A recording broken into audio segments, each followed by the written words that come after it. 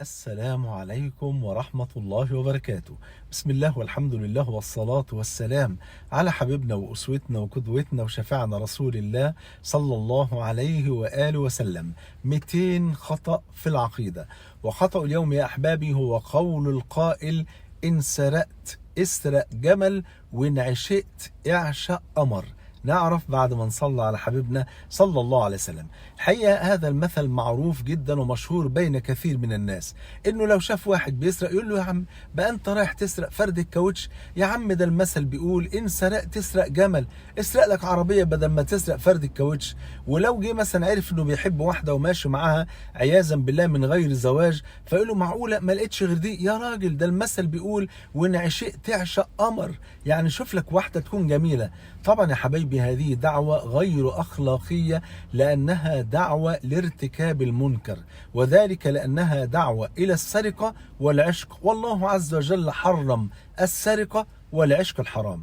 فكأن قائل العبارة يريد أن يقول: ما دمت هتسرق فخليك ذكي وشغل الجمجمة، وبدل ما تسرق حاجة صغيرة اسرق حاجة كبيرة تنفعك وتعيش عليها انت وولادك. تمام كده؟ وبعدين لا يعلم هذا المسكين ان العبد اصلا يجب عليه ان يتحلل من كل المظالم قبل الموت، وإلا يوم القيامة كما قال النبي صلى الله عليه وسلم: أتدرون من المفلس؟ قال الحديث رواه مسلم. قالوا: المفلس فينا من لا درهم له ولا دينار. قال: المفلس من أمته من يأتي يوم القيامة بصيام وصلاة وزكاة وحج، ويأتي وقد شتم هذا وأكل مال هذا وسفك دم هذا. وشوف فيعطى هذا من حسناتي وهذا من حسناتي، فإن فنيت حسناته أخذ من سيئاتهم فطرحت عليه ثم طرح في النار.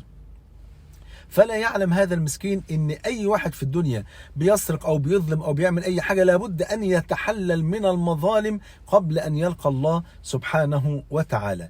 وكأن هذا الانسان اللي هو بينصح زميله ده كأنه ايضا بيقول له ايه: ولو كنت هتعشق بقى فاحرص على ان تعشق امرأة جميلة. ولم يعلم هذا المسكين ايضا انه ان اعتدى على نساء غيره فقد عياذا بالله يسلط الله عز وجل عليه من يعتدي على نسائه، وكما تدين تدان وكما تزرع تحصد، والجزاء من جنس العمل.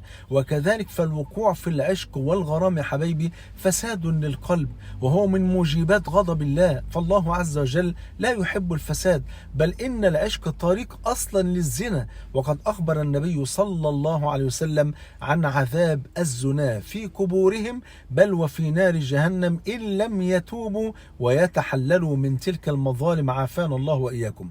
طب إيه الصواب بقى اللي احنا المفروض نقوله يا شيخ محمود؟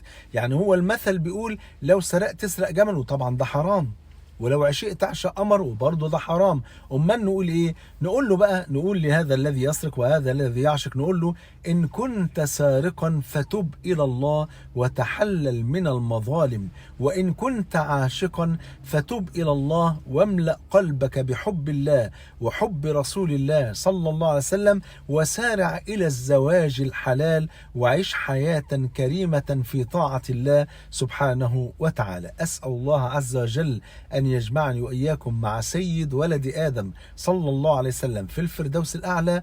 بحبكم في الله، والسلام عليكم ورحمة الله وبركاته.